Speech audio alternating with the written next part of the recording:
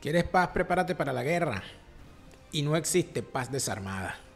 Son adagios que podrían, por supuesto, caerle muy mal en el ánimo a cualquier persona que quiera vivir tranquilo sin saber que en alguna parte del mundo o inclusive en su propio país y a su propia gente alguien las está asesinando.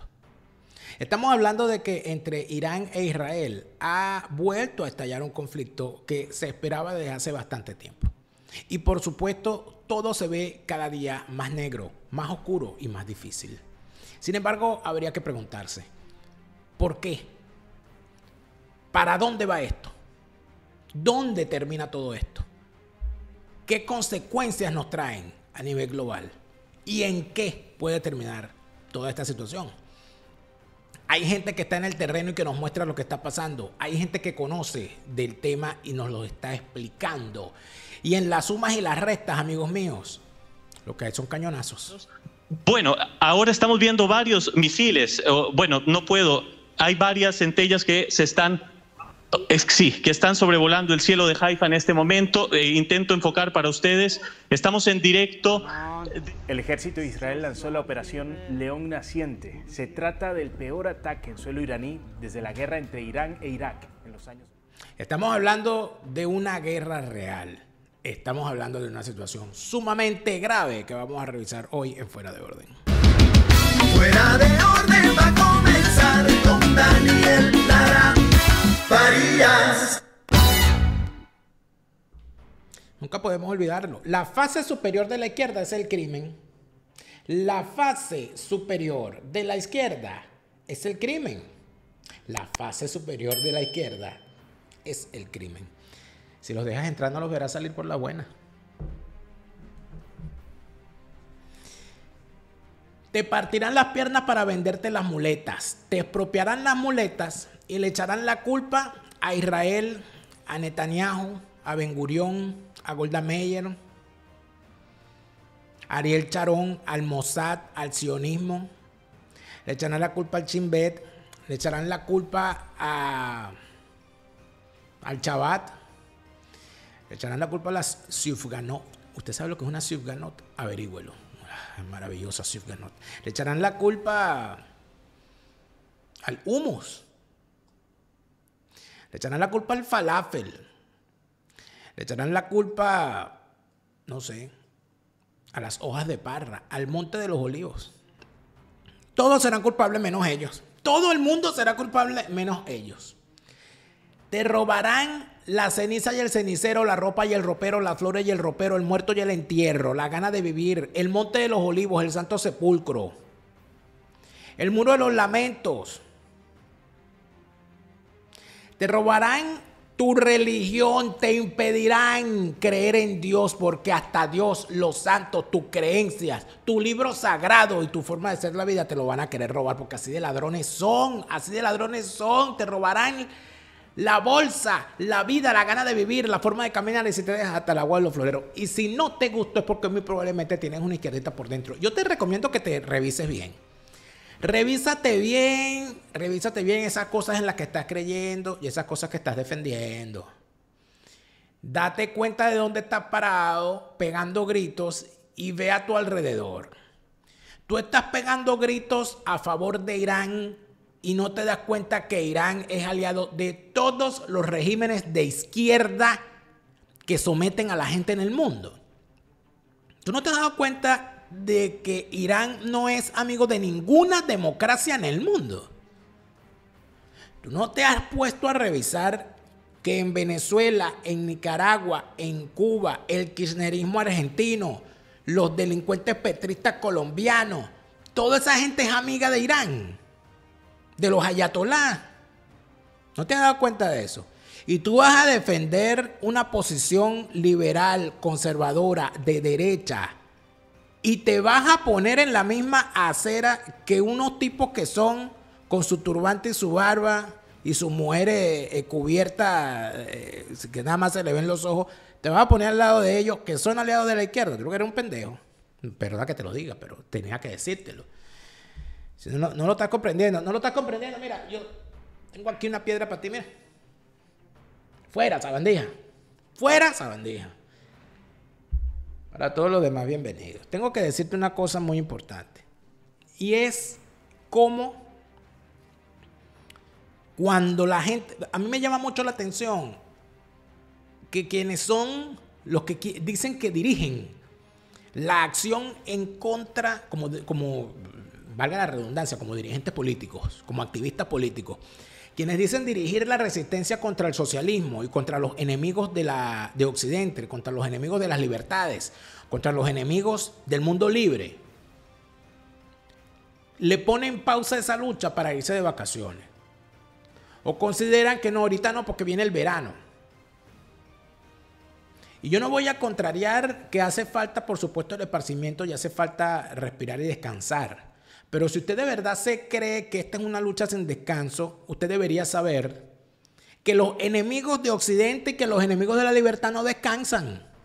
Que cuando usted se acuesta a dormir, ellos están planeando cómo matarlo durmiendo. Que mientras usted se va para una playa, ellos están organizando la forma en que van a llenar de plomo la arena y van a verlo a usted flotando su cadáver en el agua de esa playa. Esas son cosas que usted debería saber. Y hay algo bien interesante porque no ha terminado la purga en Venezuela. En Venezuela hay una purga y las purgas se están ejecutando de forma constante dentro del sistema criminal chavista.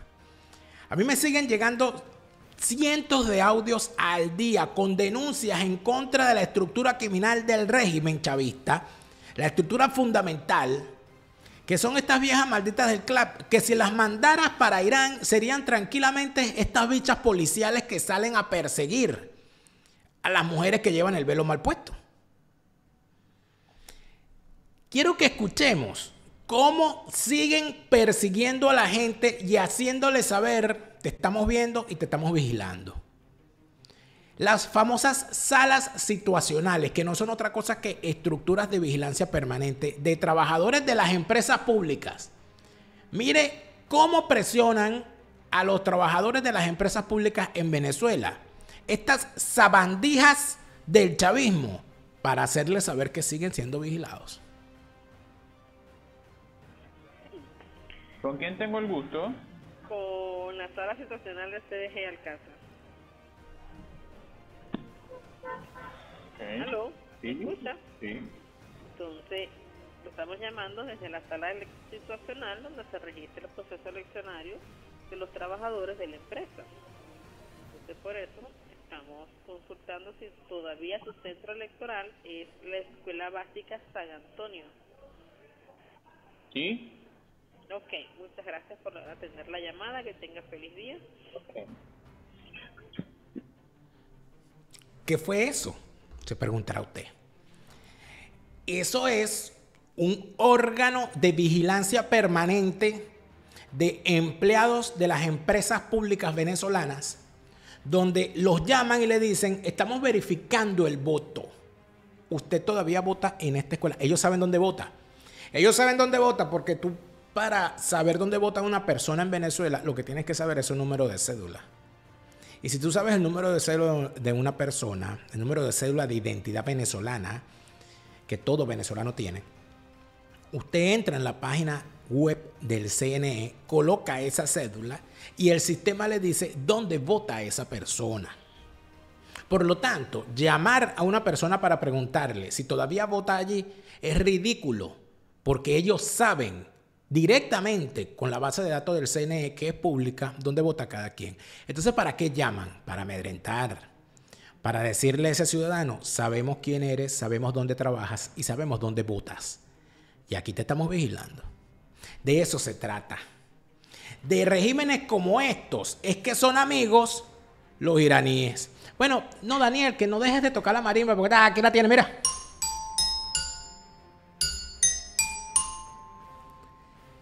Esa vigilancia se realiza a nivel nacional en todos los organismos. Estas se hacen algunas sutiles y otras no tan sutiles.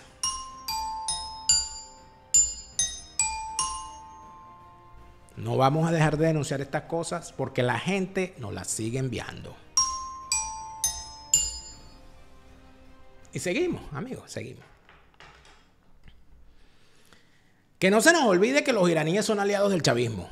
Que no se nos olvide que los iraníes han asesinado gente fuera de su territorio, en todas partes del mundo. Que no se nos olvide que las manos iraníes estuvieron metidas en los 2 atentados realizados en territorio argentino. Que no se nos olvide que la mano tenebrosa del régimen iraní está detrás del asesinato del fiscal Alberto Nisman, que investigaba nada más y nada menos que a la aliada de los ayatolás, doña Cristina Fernández de Kirchner, la condenada. Aquí no estamos hablando de cualquier cosa. Aquí estamos hablando de que los iraníes son capaces de hacer cosas terribles que, por cierto, siempre las hacen en alianza con regímenes izquierdistas, con regímenes del socialismo del siglo XXI a nivel mundial. Eso está perfectamente claro. Desde más o menos el año 1995, desde hace 30 años, se tiene constancia de la presencia de Hezbollah en la isla de Margarita. En aquel entonces, unas células que utilizaban la isla de Margarita en Venezuela en pleno Mar Caribe para enfriar a gente que andaba metida en problemas, para buscar refugios tranquilos para combatientes que necesitaban huir o para establecer redes de legitimación de capitales. Quienes están hoy en Margarita ya saben que eso existe. Quienes están hoy en Margarita están perfectamente al tanto de cómo se hacen las cosas allí. Organismos de inteligencia que estudian el asunto saben que en la isla de Margarita y en Venezuela en general es el único sitio del mundo donde Hezbollah y Hamas colaboran activamente entre ellos, porque el negocio de la legitimación de capitales provenientes del negocio del narcotráfico y de otras actividades es de tal tamaño que no les queda más remedio que colaborar entre sí. La presencia de capitales iraníes en el territorio venezolano es sumamente clara y se ve a simple vista en muchos negocios donde, por cierto, hay muchos periodistas y muchos influencers y muchos comunicadores alternativos recibiendo financiamiento a través de anunciantes. Y usted ve a ciertos periodistas muy particulares, basados en Venezuela, llenos de anunciantes de personajes vinculados al régimen iraní. Avanti, dirán por allí, en italiano, ¿verdad? ¿Verdad, Olavarrieta? Bueno, todas estas cosas, por supuesto, tienen su sentido. Y todas estas cosas, por supuesto, tienen su razón de ser. Todo el mundo, y yo lo tengo que decir, todo el mundo tiene derecho a tener una posición y a defenderla. Si alguien siente que en esta guerra entre Israel e Irán, si siente que debe estar del lado iraní, porque tiene familia, porque tiene ideas, porque tiene ideología, porque tiene sentimientos que lo atan o lo vinculan a Irán, está en su derecho a hacerlo. Lo que no se puede hacer en ningún respecto es que, basado en una posición dentro de lo que es un análisis sobre lo que está ocurriendo en Irán, entre Irán e Israel, pasar por encima de la realidad. Lo que estamos viendo entre Irán e Israel es una guerra, amigos. Y es una guerra donde, dicho sea de paso, en mi opinión, desde el punto de vista material, desde el punto de vista real del combate, Israel tiene mucho que perder. Tiene mucho que perder, desde mi punto de vista, porque Israel tiene en su contra siempre la opinión pública, haga lo que haga. Ellos lo saben. En segundo lugar, porque las fuerzas regulares de Israel, utilizadas para el combate, guardan ciertos cánones éticos que las fuerzas regulares e irregulares de Irán no guardan. Las fuerzas regulares e irregulares iraníes son capaces de atacar en cualquier parte del mundo sin ningún respeto a la vida y sin ningún respeto al derecho internacional. Porque en vez de actuar como oficiales militares, policiales o de inteligencia, o comandos especiales al servicio de un gobierno, se camuflan en un organismo terrorista, en un órgano, en una estructura terrorista como lo es Hezbollah y otras estructuras. En tal sentido, desde mi punto de vista, Israel hizo una apuesta demasiado peligrosa, y lo estoy diciendo con toda la responsabilidad del caso. Israel hizo una apuesta demasiado peligrosa en este momento, porque sin duda alguna Ellos tienen más información de la que nos van a ofrecer. Pero sin duda alguna, cuando Israel ataca objetivos en territorio iraní, en efecto, lo que termina ocurriendo es que la opinión pública se vuelca, pero de forma dramática, en contra de Israel.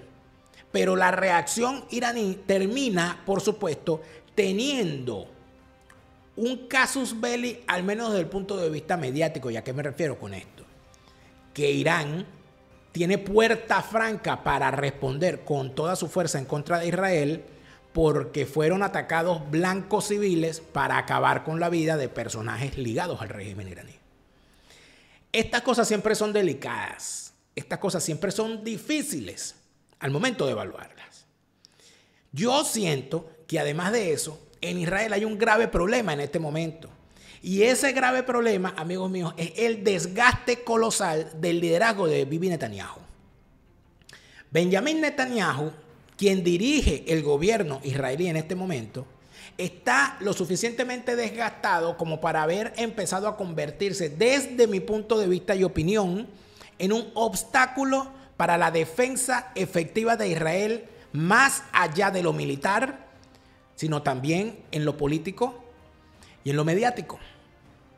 Lamentablemente, Benjamin Netanyahu pertenece a otra época, y esa época a la que Benjamin Netanyahu pertenece no tenía la fuerza poderosísima de la opinión pública expresada en redes sociales que se tiene hoy en día.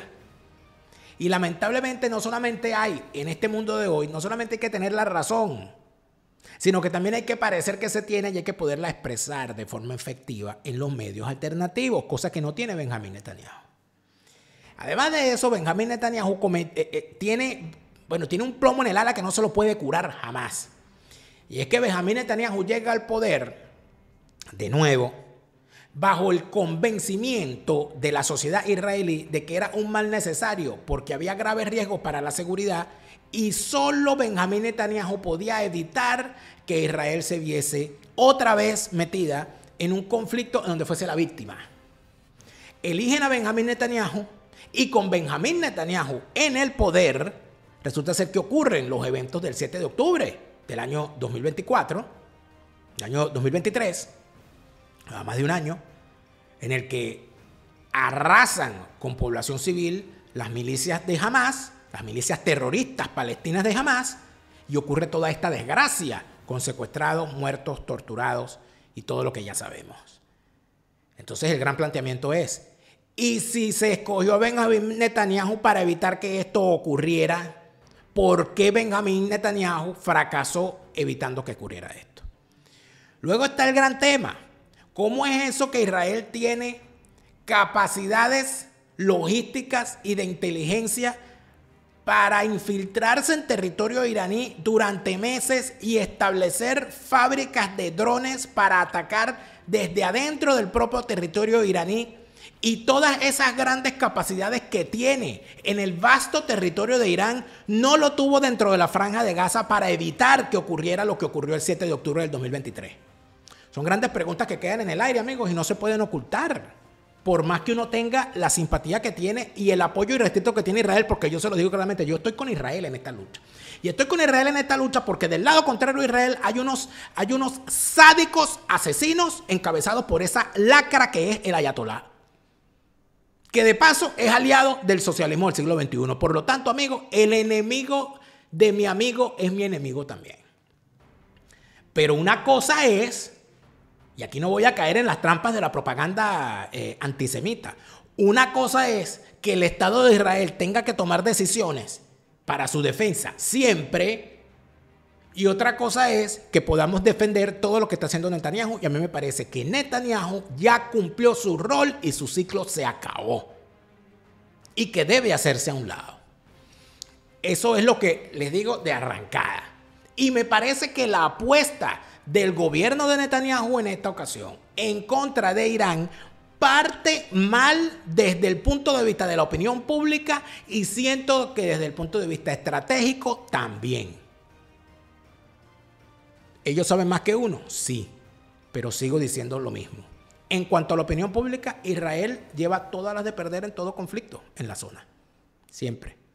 Y si a la cabeza está una persona como Bibi Netanyahu, que al parecer no comprende las dinámicas de la opinión pública de hoy en día, y parece ser que sus colaboradores más cercanos tampoco lo entienden, amigo mío, estamos mal. Nuestro querido amigo Jovel Álvarez está en Israel y ha hecho desde Haifa un reporte interesantísimo que en vivo transmitió el canal Teletica en su natal Costa Rica. Jovel Álvarez se encuentra a salvo, he hablado con él a primera hora de la mañana del día de hoy cuando me encuentro grabando este programa y fue testigo de cómo arrancaba esta gravísima situación. Y creo que es interesante ver parte de su reporte. Bueno, ahora estamos viendo varios misiles. Bueno, no puedo. Hay varias centellas que se están...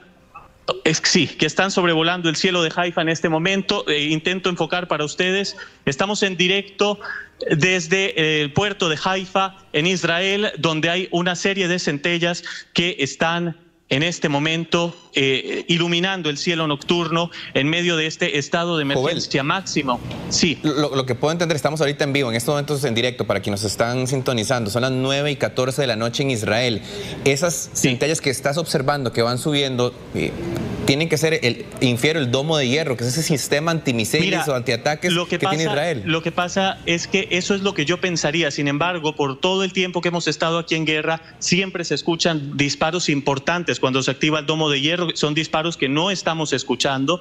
Así que no sé en este momento de dónde salen, de dónde provienen estas centellas que estamos viendo iluminar el cielo constantemente y con cada vez más fuerza. Pero ya les decía que están sonando las alertas en este momento en Galilea Interior, ya en la zona más cercana a Tiberíades.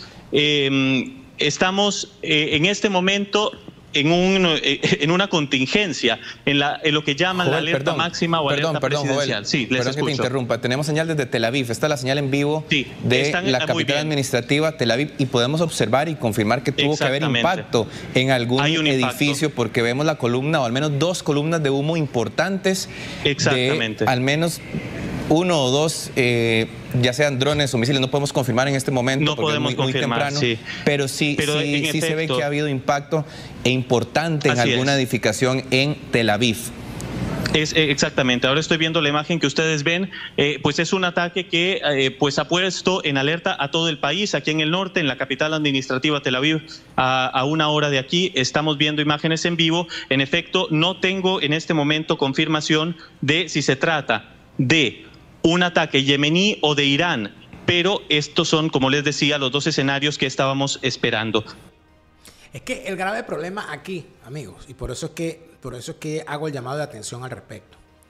El gran problema acá, por cierto, les recomiendo ver la serie documental Punto de Inflexión, en particular donde se habla del tema de punto de inflexión Vietnam. Porque el conflicto de Vietnam, que está en este momento,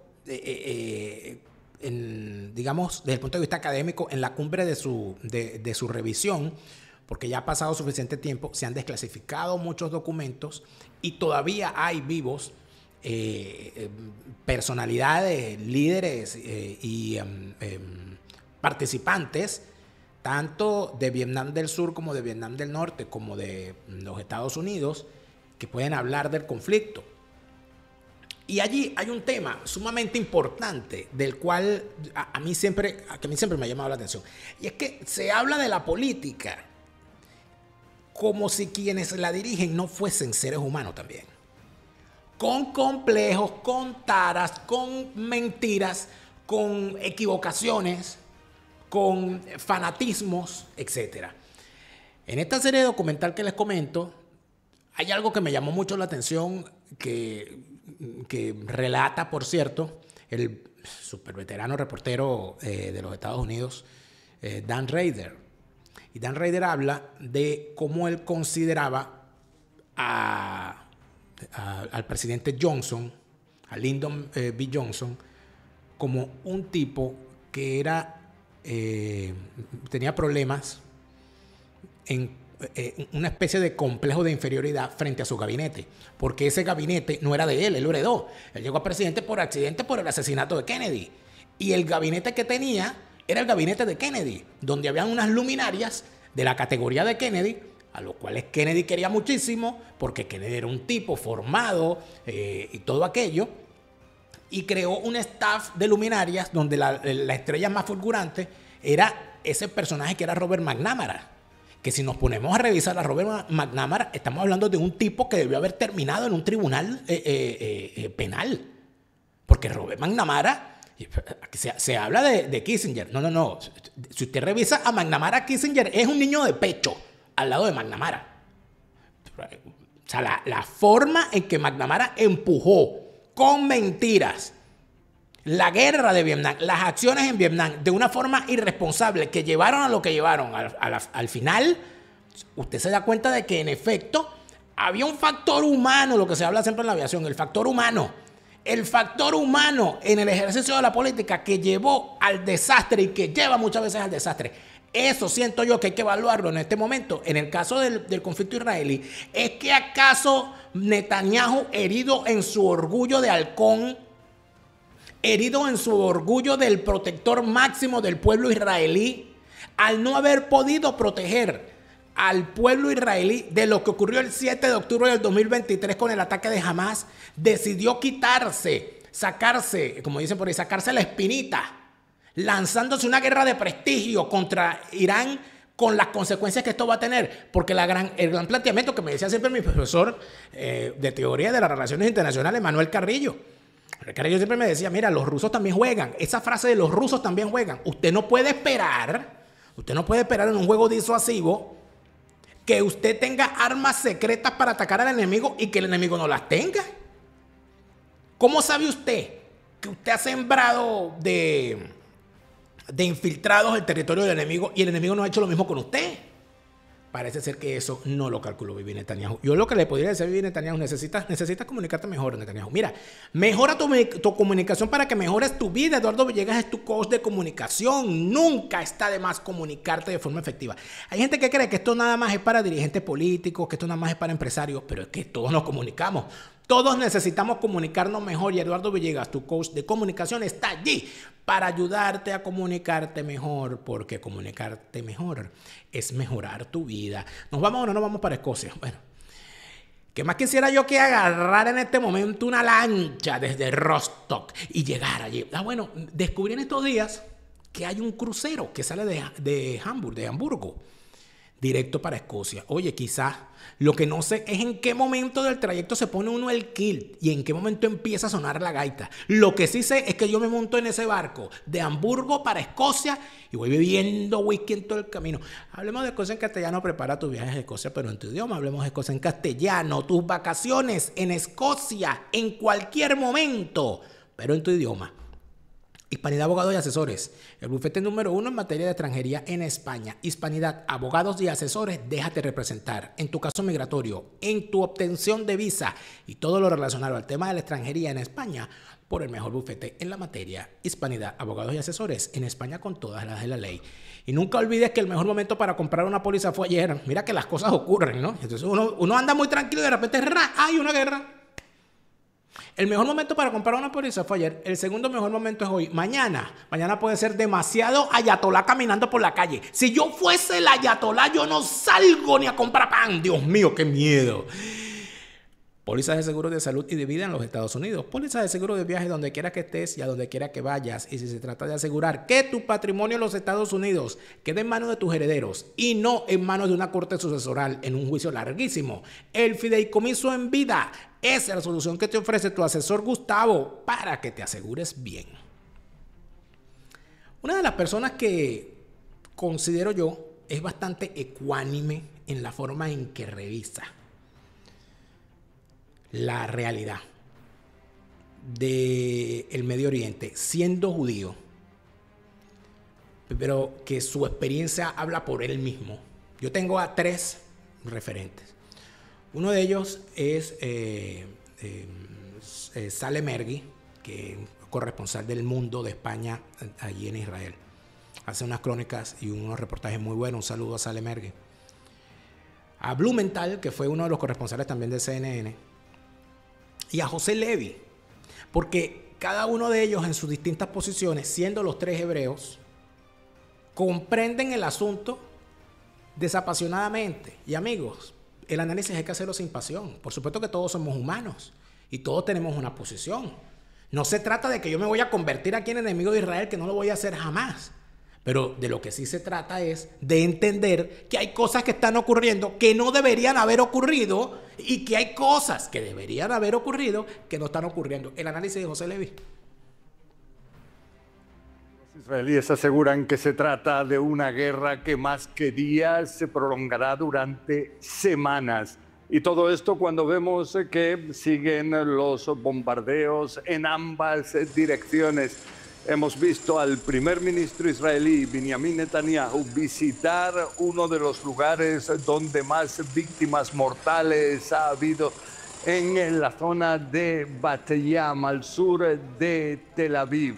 Y ahí lo que ha dicho es que al ver cómo Irán bombardea estas zonas civiles, él afirma que si hubiese tenido armas nucleares, la amenaza habría sido la de llegar a un holocausto, pero esta vez nuclear. Dice que su país tenía informaciones de inteligencia según las cuales Irán había decidido avanzar en el camino bélico nuclear y dice que eso es algo que no podía permitir su país.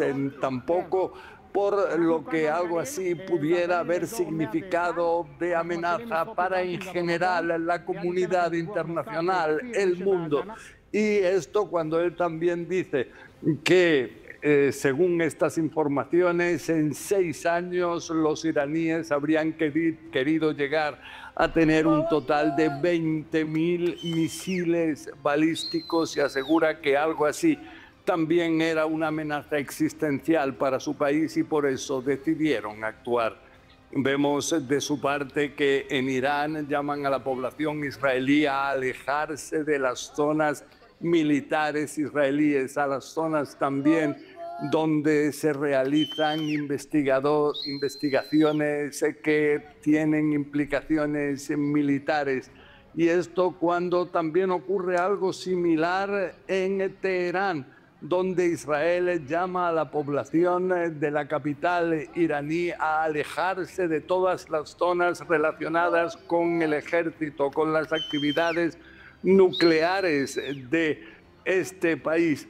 Entonces vemos que esto ocurre cuando se producen muchas decenas de bombardeos israelíes en la capital iraní, ya que no tienen ahora aparentemente ningún tipo de armas antiaéreas que amenacen a los aparatos israelíes. Entonces vemos que en Israel aseguran que han sido atacadas bases militares, bases de la Guardia Revolucionaria, también centros relacionados con la industria misilística y almacenaje de estos misiles, también en lugares relacionados con la investigación nuclear, aunque todo esto se ha negado por las autoridades iraníes. Israel asegura que inclusive también destruyó en el interior de Irán lanzaderas de misiles. Y todo esto cuando vemos que la población en Irán está realmente en pánico. Una parte de ella ha decidido el dirigirse hacia el norte del país, hacia zonas rurales.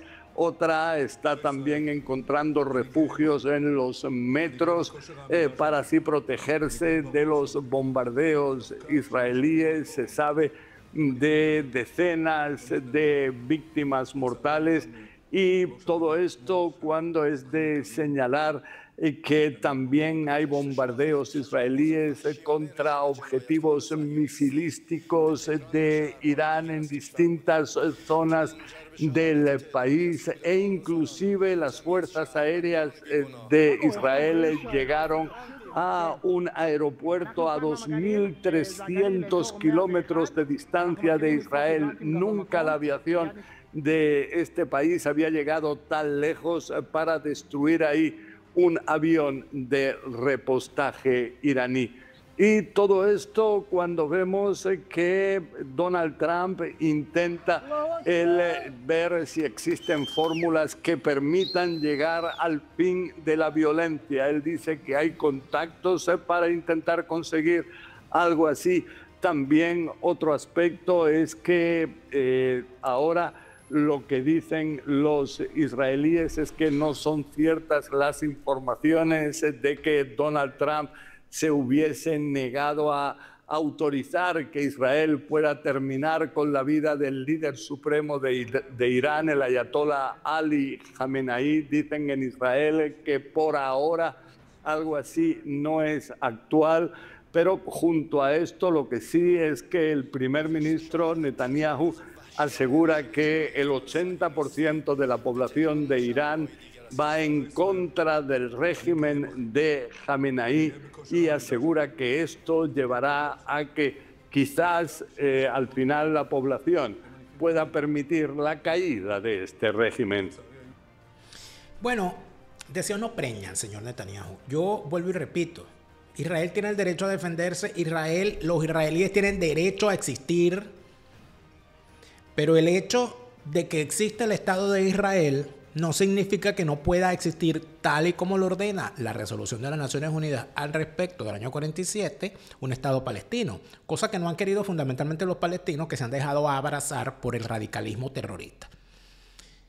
Pero, en efecto, hay dentro de la sociedad iraní, que es una sociedad muy rica culturalmente, que es una sociedad que tiene como lo tienen los rusos, por cierto, como lo tienen los chinos, como lo tienen los japoneses, tienen dentro de lo más hondo de la sociedad una profunda comprensión de lo que han significado ellos históricamente. Y tienen un ánimo imperial real. Eso que se vivió en el Imperio Romano cuando Constantino decidió abandonar o abrazar que el Imperio Romano se convirtiera al cristianismo, eso también ocurrió muchísimos años después, por supuesto, ya en 1700 y algo, en Irán. Cuando abandona Irán su religión fundamental, que era el mazdeísmo, el zoroastrismo, para abrazar la religión islámica. Eso tiene un significado. ¿Y por qué tiene un significado? Porque cuando el imperio persa se dio cuenta de que la religión más seguida por el pueblo no era el zoroastrismo, sino el islam, y que además de eso estaban rodeados de países que abrazaron el islam, se dieron cuenta de que era una amenaza para su posición geoestratégica el tener una religión que fuese vista como enemiga por sus vecinos. Y que le salía políticamente mucho más rentable, por decirlo de alguna manera, abrazar el Islam. Y mira si les ha servido, sin duda alguna, sin duda alguna. Comprender estas cosas es entender la gravedad de que el señor Netanyahu ande fantaseando con la idea de matar al ayatolá, que es un hijo de puta, lo es. Una cosa no tiene que ver con la otra.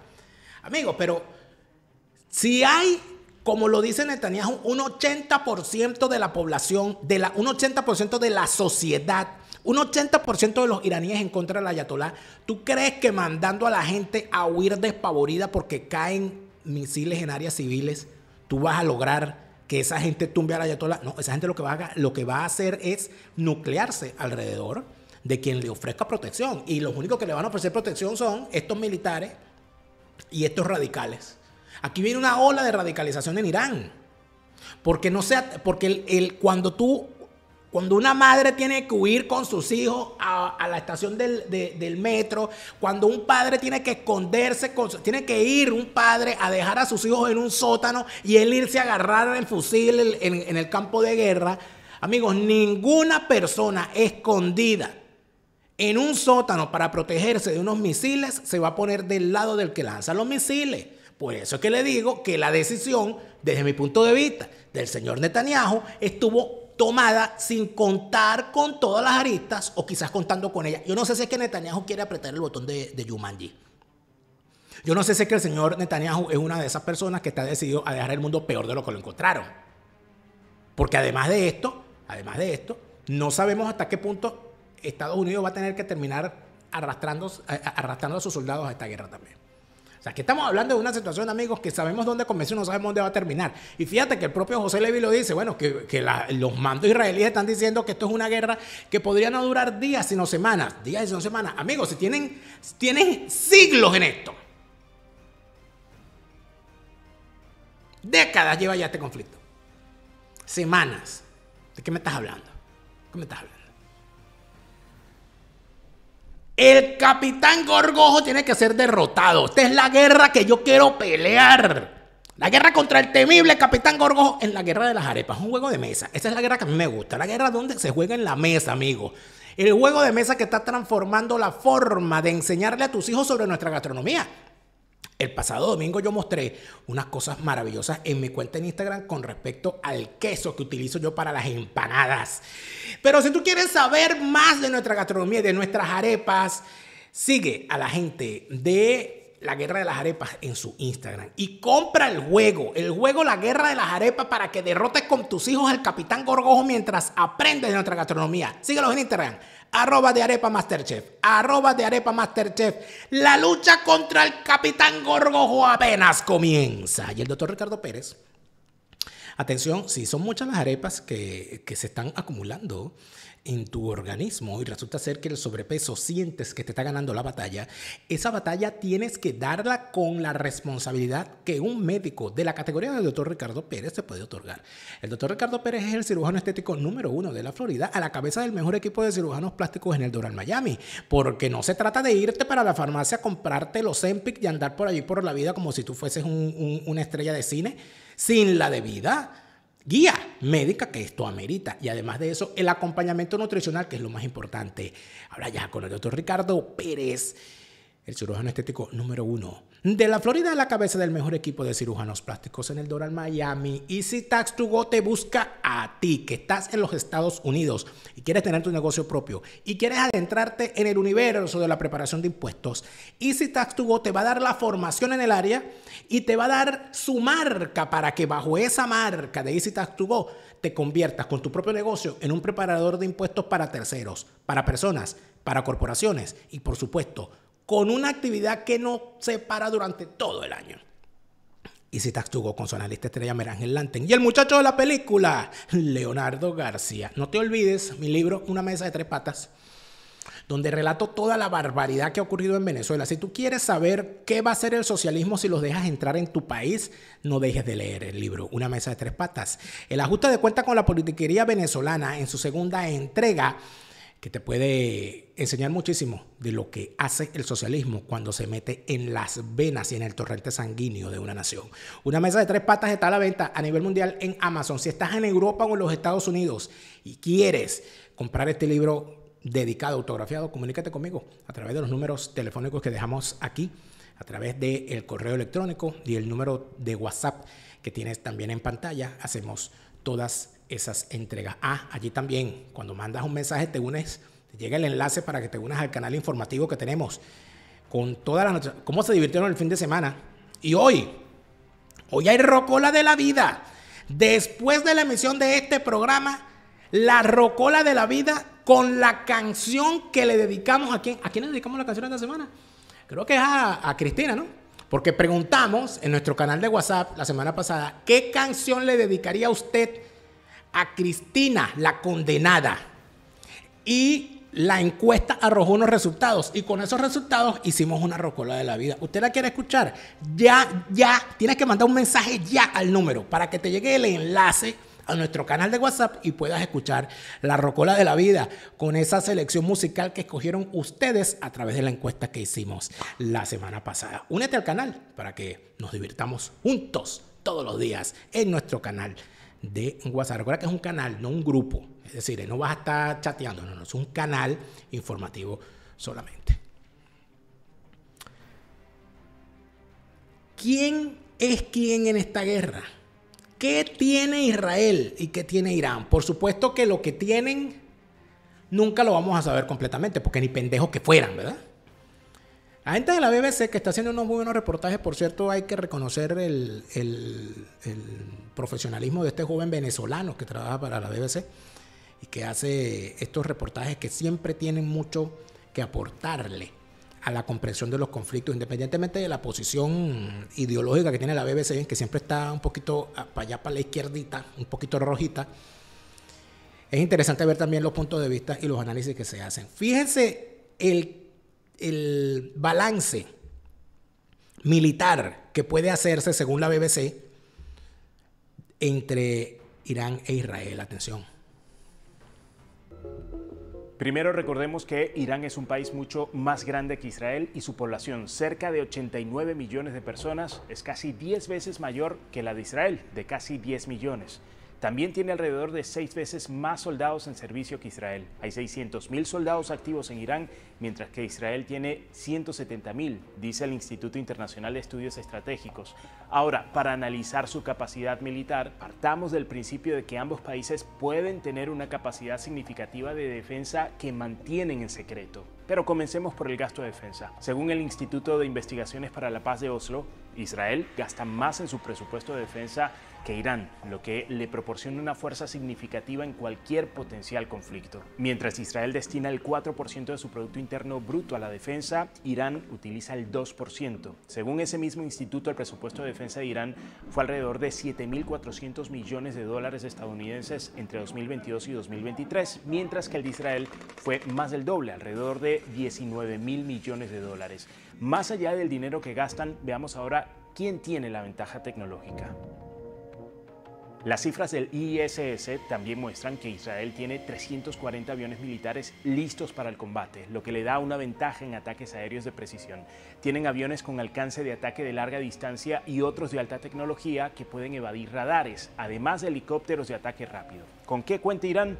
Pues el mismo instituto estima que Irán tiene alrededor de 320 aviones con capacidad de combate. Pero estos aviones se remontan a la década de 1960, es decir, son bastante viejos y no se sabe realmente cuántos pueden volar. Además, conseguir repuestos puede resultar difícil para los iraníes. Si hay algo que le da la ventaja a Israel en materia de tecnología, son sus sofisticados y efectivos sistemas de defensa, la llamada cúpula de hierro o el domo de hierro y flecha, que juegan un rol tan clave por ser prácticamente impenetrables y que son considerados la columna vertebral de la defensa de Israel. Es capaz de destruir casi todos los misiles y drones que se disparan contra su territorio, como sucedió, por ejemplo, en abril de 2024, durante el último ataque de Irán contra Israel. Esto es clave dada la cercanía de estos dos países. Recordemos que Israel está a unos 2.100 kilómetros de Irán. Los misiles son para Teherán su principal método de ataque.